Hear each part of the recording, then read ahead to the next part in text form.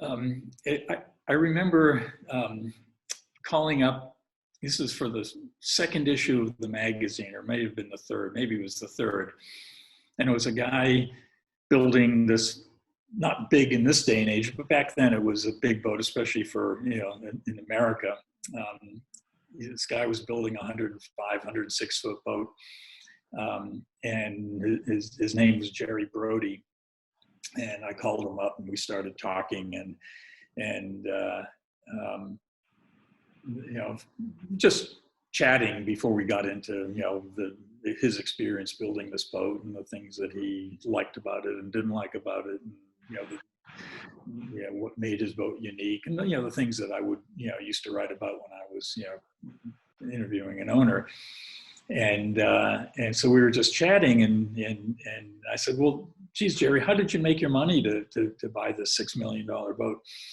And he said, I own Gallagher's Steakhouse in New York. My father had sort of taken me at age 16 as sort of my coming out into the world, to drink beer and eat steak, and in New York once. And so I told him that story, and then he looked at me and he said, but where I really made my money was I owned the Oyster Bar in Grand Central Station. And when I was living on the Cape and trying to get, raise a family of four and, with $11,000 a year, I had gone into shell fishing as a way of bolstering my paltry income. And so my eyes opened when Jerry Brody said that. And I said, well, I used to raise oysters in Wellfleet.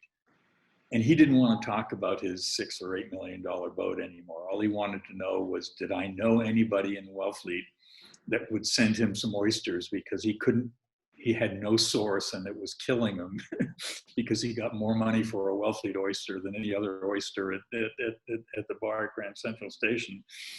So anyway, I got him hooked up with somebody who could provide him some oysters, and we became very good buddies. And he would, let me stay on his boat, and when we, were at events together, and I mean, the other most interesting person, just iconic in some ways, but interesting from a billionaire perspective, was that I didn't become friends, but I got to know Paul Allen very well. He would come to the events that we would do around the world, especially the ones that we held in Monaco. And he was such a doofus of a human being in some respects, and yet so brilliant in others. And he had this questioning mind, and he always wanted to know more, and he was just in love with the ocean and anything to do with the mysteries of the sea, and he liked what we were doing, and became one of the main initial investors in the charity that I started, called the International Seakeeper Society.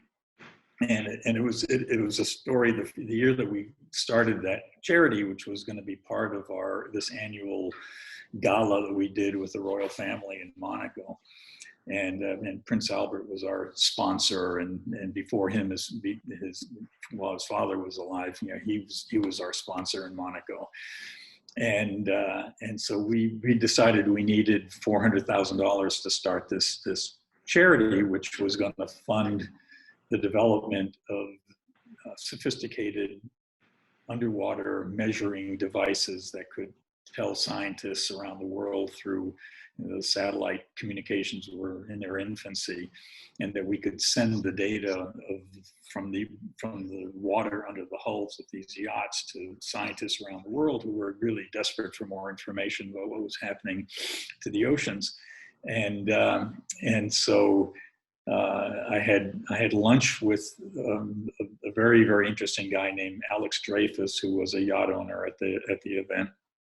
Alex was the guy who invented the the color Kodak processing, automated processing equipment. And he invented it when he was at IBM, and then he sold it to Eastman Kodak. And of course, in his life, the rest was history. And so I got him to donate the first $50,000 at a lunch at the Monaco Yacht Club. And so then I said, well, I got to start walking the docks. So we had 12 or 14 boats at the yacht club in Monaco docked for our event. And I just started walking down the docks and knocking on doors. And Paul Allen was the third boat. And I knocked on the door, and I knew the captain. And he said, well, I'll go get Mr. Allen. And so he invited me in, even though he knew I was coming after money. And we sat down in the salon of his boat, and it was called Medusa. And he said, "Okay, I know you're here for some money. Tell me about it." And so I gave him the elevator pitch. And he said, "Well, how much has anybody given you so far?" And I lied and told him I'd gotten $250,000 from somebody. And it actually wasn't a full lie. I'd gotten sort of a semi-promise from a guy, but I said $250,000, and he said, "Well, I'll match it, and you can come to me for more if this works out." And so by the fifth boat in line, I raised $600,000 from this group of people. And the charity was off and running, and over in the next 8 years we probably raised $10 million and had hundreds of these systems installed on yachts, and it became very exciting, both from a scientific point of view. It provided a lot of important information to scientists around the world, but from a social point of view, it became the sort of the heart and soul of the mega yacht world, and people joined far more often because of the social cachet it gave them and the ability to hobnob with other people. And the truth is that, like, the yachting, even at the highest end of yachting, is still a very social activity.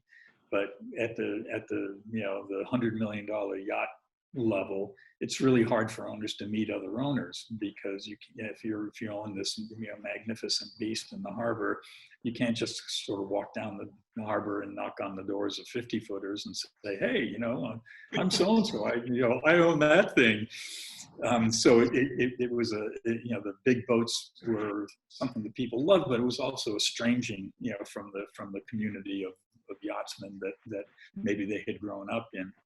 And so our charity and the events that we organized to raise money for the charity became sort of a really served an important function in the development of the yachting world, because it gave a chance for all these people to get together and meet each other.